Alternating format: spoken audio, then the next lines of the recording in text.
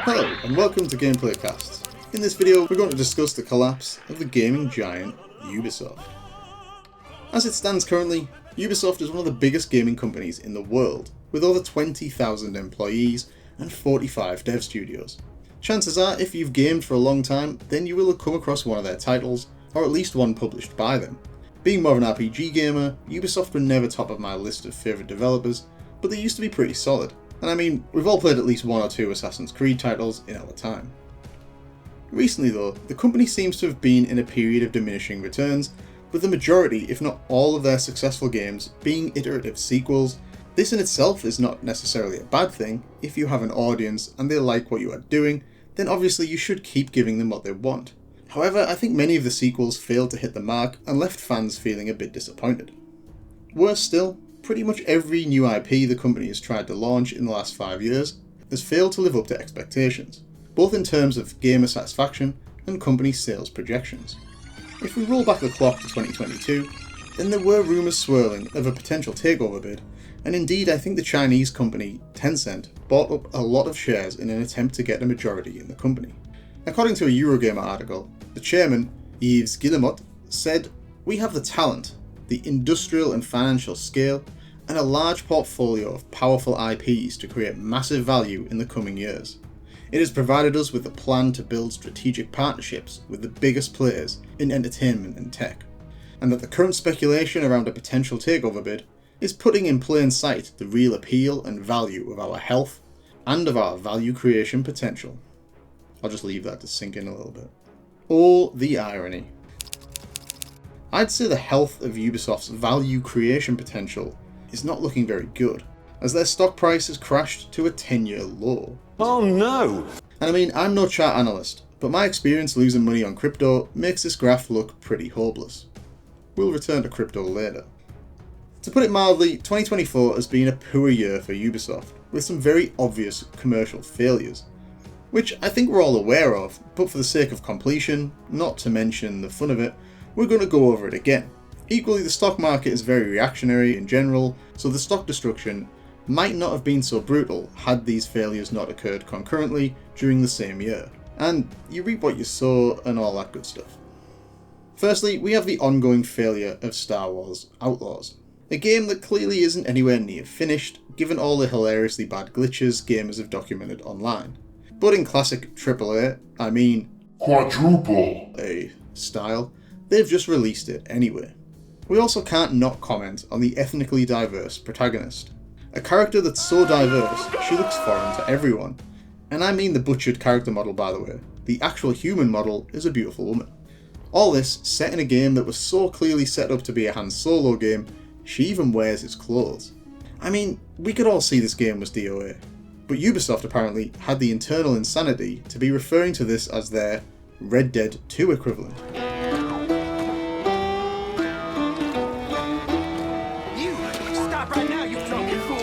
You know that game that was the swan song for most of the Rockstar veterans? I mean, aim high and all that, but Jesus. Before that, we had the monumental failure of Skull and Bones, a game Ubisoft fannied about with for 10 years. Unwilling to scrap it, they instead continuously poured money in it to the tune of $850 million, according to Yellowflash in a video which I've linked in the description. Unfortunately, it launched as another laughingstock, not even equaling the quality of the piracy of Black Flag, the game that this was based on, that was released 11 years previously.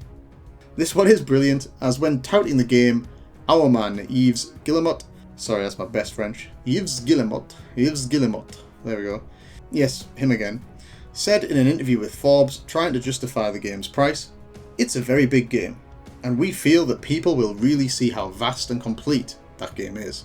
It's a really full, triple, quadruple A game that will deliver in the long run." And a meme is born. That 400 player count on Steam is looking like a solid, long-term figure, Yves. And of course, the elephant in the room, which is the controversy surrounding Assassin's Creed Shadows, which has now been delayed until February 2025. And don't worry, we'll be coming back to that one shortly, but having pissed off pretty much the entirety of Japan at this point, my own and many other people's opinion is that this game is tipped to become their third, quadruple a title to fail on the bounce. Which has got to have you asking the question, how has this gaming giant got into such a position where consecutive big ticket projects have failed, and why has the fall occurred so rapidly? Well, I kind of covered this previously, but to me the company is severely lacking in innovation and execution, and this is clearly a situation that has been building for several years. What I mean is that when you think of a Ubisoft game, do you think, oh man, yeah, that looks exciting, I need to get that game? Or do you think, oh, another Assassin's Creed game? Yeah, it looks decent, I'll maybe give it a go. And this is part of my point. I think nearly all of their games are in that kind of, if nothing else comes out, I might give it a go kind of mindset. They are literally iterating on the same IPs with granular improvements and hit or miss stories and elements. To try and make my point, let's look at some of their main IPs since the end of 2019. First up, we're going to look at The Division 2, a game that I think did okay and as it stands still has the green light for a sequel, so it must have made Ubisoft some money. However, there is a story, linked in the description, that 70% of the game's sales were due to online fraudsters, so this actually could have been a massive false flag. Next up we have Watch Dogs Legion. Now I played the first one and thought it had potential, however this third game in the series was seen as pretty average and below expectations, so I gave it a wide berth. Assassin's Creed Valhalla. This game was solid for Ubisoft no doubt, and was largely well reviewed. Personally, I think this did really well off the back of God of War, which got everyone in the mood for some Vikings, and filled the void nicely between the two games. It did get a surprisingly low Metascore rating of 6 and mixed reviews on Steam though. Our last 2020 entry is Immortals Fenyx Rising. Clearly this game didn't work out in Ubisoft's opinion, as the sequel has been cancelled, and the game reported disappointing sales figures despite positive reviews. In 2021, we get Far Cry 6. And I mean, is there anything really stand out about Far Cry games? Is anyone desperately waiting for the next? I just don't think so. 2022 saw the disaster that was Rainbow Six Extraction. This was a total flop, complete disaster for Ubisoft, and 50 people playing on Steam currently really says it all. In 2023 we got Assassin's Creed Mirage. Solid, but lower sales than Valhalla, despite better reviews. And then we hit 2024. As discussed previously, we have the absolute disaster that is Skull and Bones. And, you know, Fleet went through a Metacritic, mixed reviews on Steam.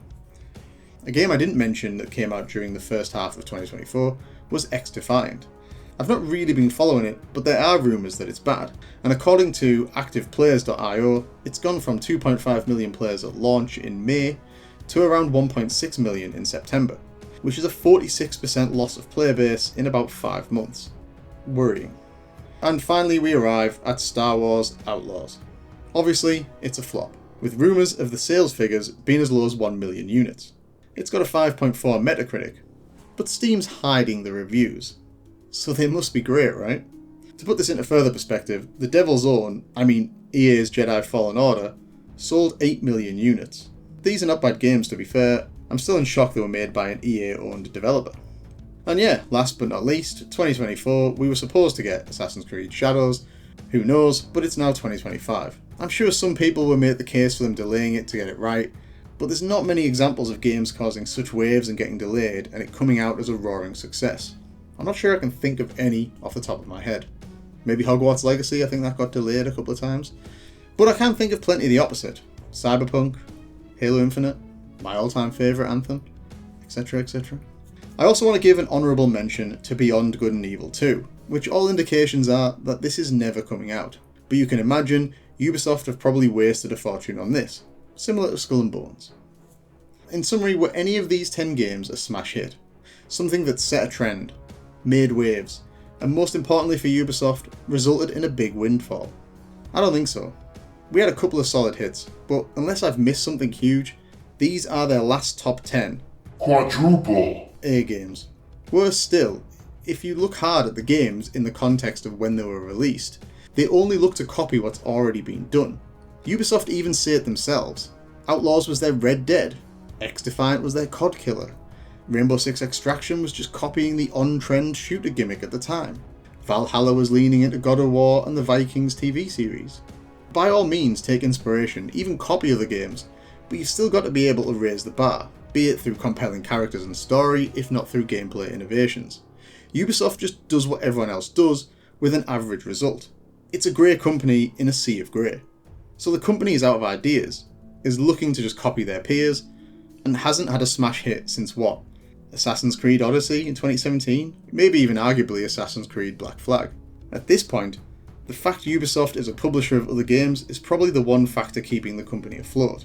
And even then, they seem to have done what everyone else has done recently and just bought up a ton of studios and made their own content platform. How's that working out for everyone? DEI. To infinity and beyond! Don't let my single comment about them potentially once being a decent publisher let me paint them in a good light though, as not only are they making bad gaming decisions, but they're also making terrible business decisions. Remember when we had that crazy NFT trend and loads of crazy people spent thousands on digital assets? Ah, see, I said we would return to crypto. Well, even today, Ubisoft is still messing with their own NFT marketplace, aka Ubisoft Quartz. Look, we all got on the crypto train. I lost money or maybe broke even, but I at least lived through the start of Bitcoin and can look back in anger at not being a multimillionaire through mining a few hundred when I was at university. So to recap, they can't make any original content and have wasted a ton of money investing in crypto too. Bottom line, the chips are down, you're struggling for new ideas, profits in decline, you probably want to bring in some new talent, a mid-season saviour to throw a few Hail Marys, mix things up, try something new. Well, Ubisoft certainly want to do that. But as with everything, they have to pick the worst possible option. In their case, by reducing their recruitment pool by 50% before they even get out the gates.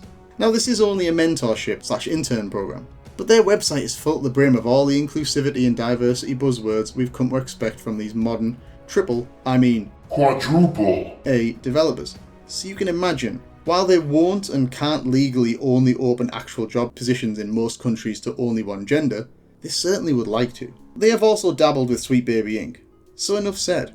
I'll park the politics there. I'm not really interested in debating these kinds of programs. Clearly, I think they're wrong and pretty stupid, and Ubisoft's sales performance would seem to back me up.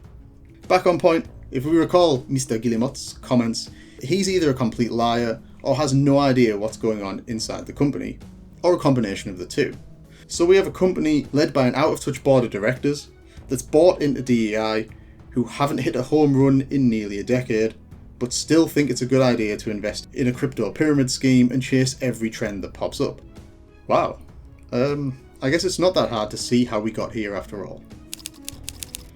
Given the spectacular failures of Skull and Bones and Outlaws, the last thing they needed was their ace in hole, an Assassin's Creed game set in Japan, burning down before it's even come out.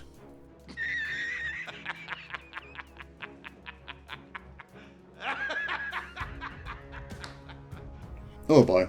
Well, as if Yasuke, the famous black samurai, wasn't controversial enough, we have the ancient Japanese R&B.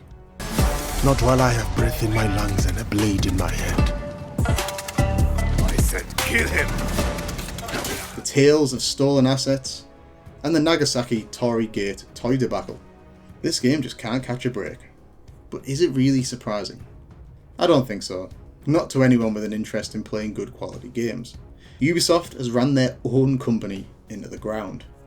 This game, I think, was quite literally their Hail Mary, and if rumours are to be believed, they genuinely thought replacing the Japanese native male lead with an African following the BLM riots in the US would, I don't know, tip this game over the top. I mean, they've delayed it till February to try and coin in on the US's Black History Month. Yikes.